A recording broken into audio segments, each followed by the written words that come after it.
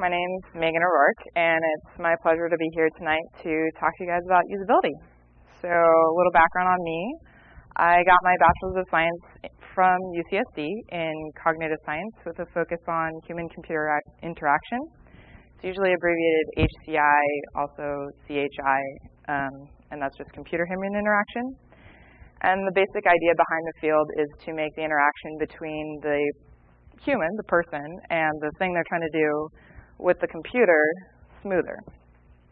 So, whether it's a database or even something like a path through a physical building, or trying to complete any of the variety of tasks you can do using a website. So, let's talk about the plan for the talk. Dan. I'm going to first go over the general idea of usability, what will and won't be covered, who, what, and why, and give you guys some quick and cheap tricks of the trade and answer any questions if we have time. So the general idea of my field is that having something that's error-free is not enough anymore. It's not enough to just make it work. You really get the competitive edge and are able to conquer the world, whatever that means to you, whether it's more conversions or people referring their friends or whatever that means, by having this competitive edge by making the person on the other end of your interaction happy. Just making it work smoothly is going to make that happen. So how can we do that? I'm going to tell you guys how to get some actionable data and some methods that programmers like you guys can use. So what is this talk not going to do? This talk is not going to cover an in-depth history of the usability field, go into all of the techniques, or convert programmers into usability professionals. So let's talk about who, what, and why we're doing this. Why we're doing this is because other people's ESP kind of sucks. And they may have a hard time trying to do what you wanted them to be able to accomplish with whatever you've built. So how do we get around that? Who can we grab that will give us the most useful feedback? Someone answer this question. What? Yes, and who are those end users? Can I use like someone in my office and just grab them? Someone down the, huh? The what? Your mother? Yeah, exactly. So the basic premise is we're going to find out in the next slide why using just someone in your office is not necessarily the best plan. And you don't actually have to get as specific as the target population that you're looking for, you know, only testing 35-year-old expert level programmers who always get the cake. So don't worry too much about exactly finding that focused person, but do be careful that it's not just the guy that sits next to you, and there's a reason why. So, and we also want to get real-world data, and those people are going to give it to us. Why? Because the upside of their ignorance is that they can't tell the things that look really familiar to us are going to look really foreign to them. So you guys probably caught, you know the jargon that's the first line there, RRR and PEBGAC. You guys probably know what that is. Problem exists between keyboard and computer, and Ruby on Rails. But the one below it, IGO and NIGO, is specific to the field I'm in. And what does that mean to you guys? Take a guess. No idea, right? Yeah, you go somewhere, or, I mean, really, what the heck does that stand for? So if you saw that when you were going through a process trying to complete something, you'd probably be stopping and going, what? But the person who's sitting next to me in my office, in my profession, is going to know what that means. And that's why they're not necessarily the best person to talk to. So the people in the trenches doing this 10 hours a day, 5 days a week, are not going to be the ones who have the naive perspective. So we really want to keep that in mind.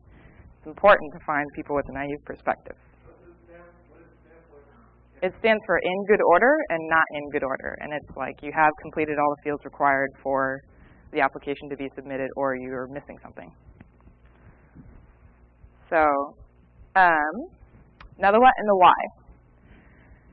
Why we want to do this and take a real person and not just run an automated test through it is that people do all kinds of weird things that I would never have predicted. Like, for example, this. Do you even know what this person is doing on the left-hand side? Yeah, exactly. But How many of us have done that or thought to do that? Raise your hand if you've ever done that when you were lacking a spoon. Okay, cool. Well, one of us. I probably would not have come up with that solution. So there's all kinds of ways that people approach the problems that they encounter. And they may encounter some problems when they're trying to go through this interaction to accomplish whatever task they're trying to do with whatever system you built. And they may have a creative way of solving it that you really didn't see coming.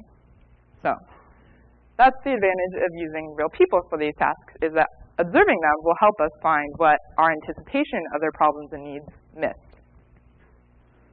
So how do we do this? There's a lot of ways that this problem has been approached by the usability field. And there are in-house labs, which usually you'll have a room that you conduct the test in that has a computer, and then you have a moderator, and then you have a microphone so you can hear the person. And then there's some screen sharing software and another room where people are observing what's going on. And that's all kind of can get complicated and expensive. So another solution is a portable usability lab.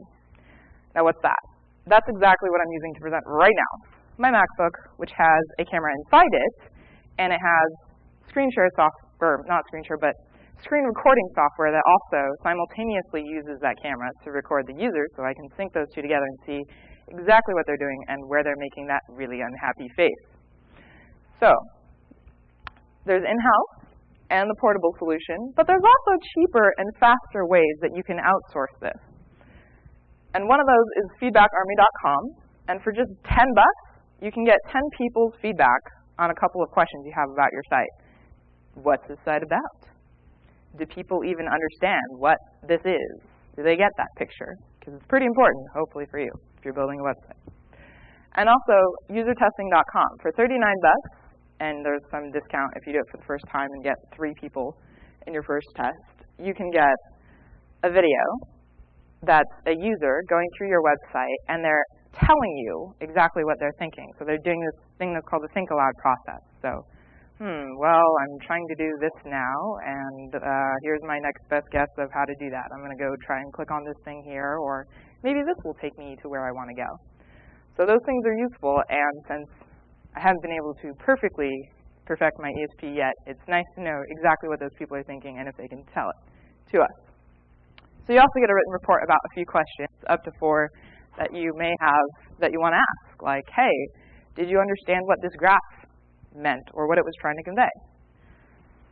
Did you learn anything? Did using this widget make things more complicated, or did it make things less complicated? And now, some tips I have. Testing early and often is going to be extremely helpful. You can do it with 3 people and test at least once a month.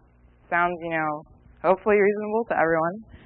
And that's not going to get you statistical significance, so don't try and write, a big long research paper on that result that you got from that test, but it will catch most of the problems and weird, crazy solutions that people have come up with when using your whatever program or interaction you're creating.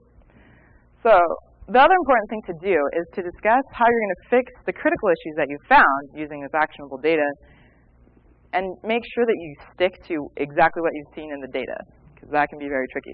So just keep that in mind. And then, of course, sketching, prototyping is going to be a lot faster to scrap and iterate than any lines of code that you're going to write. So the dirty little secret is this process is possible with even just something written on a napkin. So you don't have to have the perfectly perfected website to do that. And that's my last slide. So do you guys have any questions? Yes. Yes, exactly. So, and that it gets kind of tricky, because if you're outsourcing it, then you need a way for people to access those mock-ups. But for example, you can test a video concept even if you just have a PDF of the slides, or a PDF of what the video will be like, but you don't have a video produced yet. You can send that to someone and have them go through it and then tell you what they're thinking through it. So.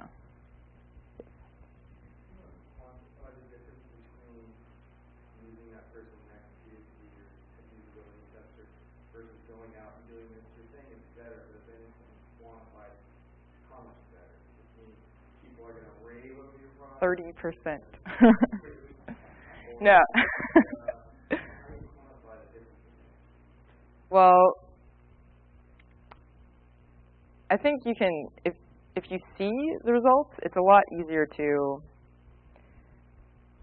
see the difference than sort of quantify 15% difference with using people that are not at your work. So if you can't get anyone and you're really on a time constraint, I mean, the